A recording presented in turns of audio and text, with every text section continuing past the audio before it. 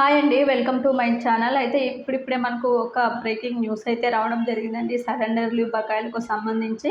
అదేవిధంగా మనకి చాలామంది కామెంట్ రూపంలో అయితే తెలియజేస్తున్నారండి, ఎస్ఎల్ బకాయిల గురించి చెప్పండి, మాకు జమ కాలేదు ఇంకా అని చెప్పి.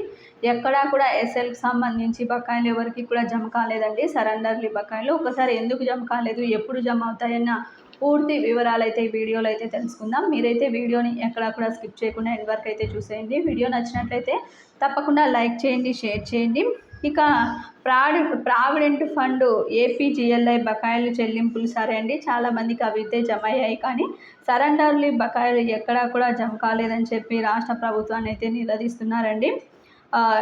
జిల్లా అధ్యక్షుడు యూటీఎఫ్ అధ్యక్షులు అయితే ప్రభుత్వాన్ని అయితే నిలదీస్తున్నారు.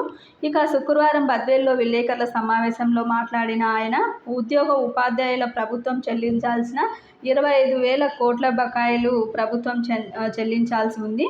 అన్ని రకాల బకాయిలకు గాను 5,500 కోట్లు బకాయిలు చెల్లిస్తామని, మార్చి నెలాఖరులోపు చెల్లిస్తామని ప్రభుత్వమే హామీ అయితే ఇవ్వటం జరిగింది. ఉపాధ్యాయుల జేఏసీ సమావేశంలో రాష్ట్ర ప్రభుత్వమే ఈ హామీని అయితే ఇచ్చిందని అయితే చెప్పారు.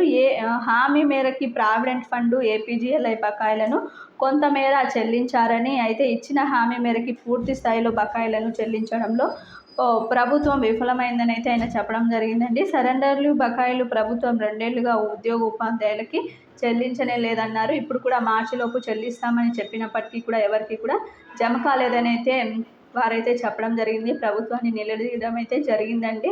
అయితే ఎస్ఎల్సి ఎందుకు జమ కాలేదంటే, ఎస్ఎల్సి బిల్లులన్నీ కూడా 2021, 22, 23 బిల్ నెంబర్తో ఉండటం వల్ల బిల్లులన్నీ కూడా క్యాన్సిల్ అయితే అయ్యాయండి.